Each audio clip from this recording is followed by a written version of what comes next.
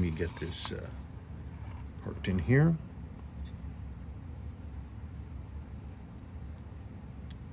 It has the aperture for the hacking pin, but the hacking mechanism is not there. Whenever the work was done on this movement, that hacking lever was not put back in. The pin is not there. Lume is pretty decent. It's the minute lume is darkened. Crystal's in good condition. Watch has its correct crosshatch compressor crown.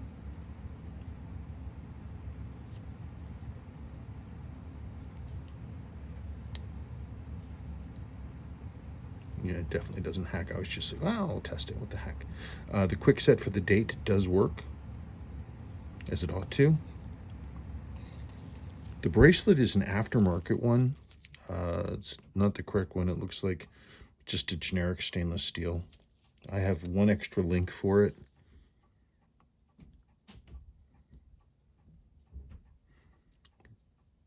A lot of the paint is missing out of the 24-hour bezel. You can see that's missing around here. You know, the guy was flying back and forth between, you know, California and Asia every week.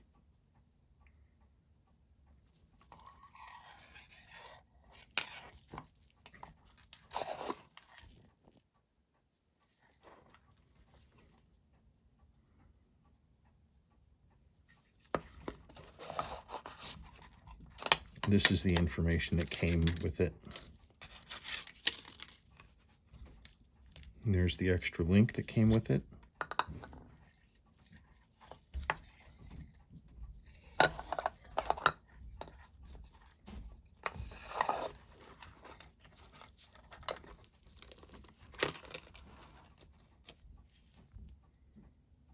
That's about it.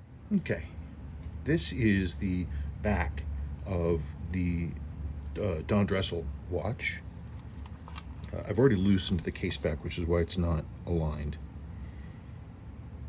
The serial number dates it to 1968.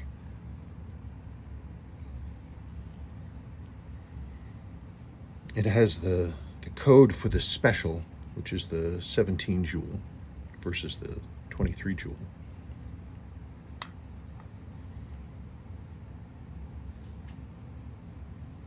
The movement looks to be in fantastic condition. The weight is marked Winton Watch Company, but it's the correct model movement.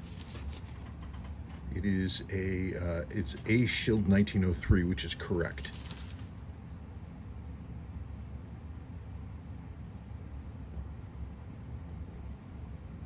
I haven't tested or anything. It's unserviced, but the movement is in nice condition.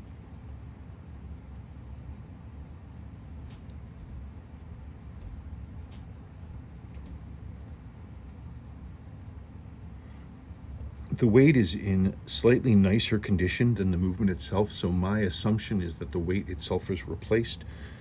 The watch does have a servicing mark inside the case back, so it's been gone through at least once.